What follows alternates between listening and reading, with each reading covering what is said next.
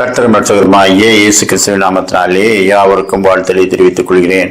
பிரபல பாப்பிசை பாடகர் Michael Jackson மீது அவர் ஓரின சேர்க்கைக்கு என்னை வற்புறுத்தினார் என்று ஒரு சிறுவன் அவர் மீது புகார் கொடுத்து அவர் மீது வழக்கு பதிவு செய்யப்பட்டது. இயற்கைக்கு முரணான உறவுகள் அந்த தேசத்திலே சர்வசாதாரணமாக காணப்படுகிற ஒன்று. ஆனாலும் அவை சட்டத்துக்கு விரோதமானது. எனவே அவர் மீது வழக்கு தொடர்ந்து அந்த வழக்கு நடந்து வரும்போது அவருக்காக வாதாடிய வழக்கறிஞர்கள் இவ்வளவு பிரபலமாக இவ்வளவு பணம் சம்பாதித்த உங்கள் மீதே வழக்கு பதிந்து விட்டார்களே, நாங்கள் எப்படியாவது இந்த வழக்கை இழுத்தடித்து ஒரு கோர்ட்டிலிருந்து அடுத்த கோர்ட், அதற்கு அடுத்த கோர்ட் என்று உங்கள் வாழ்நாள் முழுவதும் இந்த வழக்கை நடத்தி கொண்டே இருந்து விடுகிறோம். நீங்கள் உங்கள் வேலையை செய்யுங்கள், வழக்கையெல்லாம் நாங்கள் பார்த்துக் கொள்கிறோம் என்று சொன்னார்கள். அப்பொழுது அவர் சொன்னார், இல்லை, பாதிக்கப்பட்டவர்களுக்கு நாம் நஷ்டஈடு கொடுத்து விடுவோம், அது குறித்து அவர்களோடு பேசுங்கள் என்று சொன்னார்.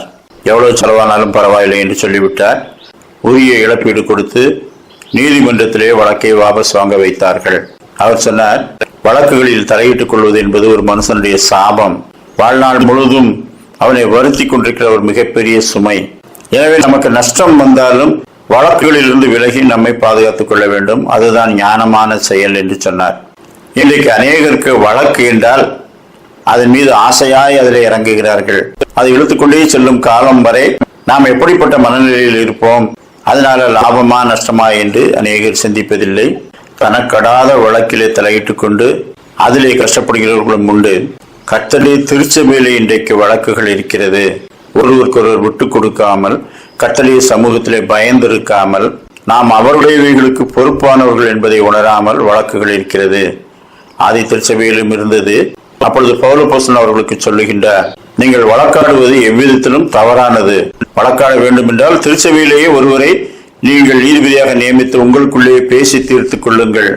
அவிசுவாசிகளுக்கு முன்பாக வழக்காடாதீர்கள். இல்லை என்றால் நஷ்டத்தை பொறுத்துக் கொள்ளுங்கள். நீதி உள்ள ஒரு நியாயாதிபதிக்கு பயந்தராமல், அவருடைய திருச்சபைக்கு பயந்தராமல், அவிசுவாசிகளிடத்திலே வழக்குகளை கொண்டு செல்பவர்களை ஆண்டவர் உற்று நோக்கி பார்த்து தீர்ப்பளிக்கிறார். நம்முடைய எண்ணங்கள், வாயின் வார்த்தைகள், செயல்கள், நமக்கு கொடுக்கப்பட்ட பொறுப்புகள், இவற்றை குறித்து கர்த்தருக்கு நாம் கணக்கு ஒப்புவிக்க வேண்டும். எனவே ஜாக்கிரதை உள்ளவர்களாய் பூமியிலே வீணான வழக்குகளில் தலையிட்டுக் கொள்ளாமல் இருப்போமாக.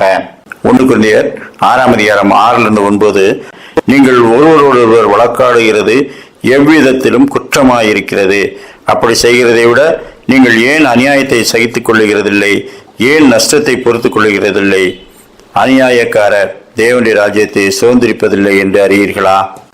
நாம் திருச்சபையிலே வழக்குகள் உண்டாகும் என்பதாகவே கர்த்தர் அதை அறிந்திருக்கிறார். அதில் யார் என்னென்ன மனநிலையிலே வழக்குகளிலே ஈடுபடுகிறார்கள் என்பதையும் அறிவார்.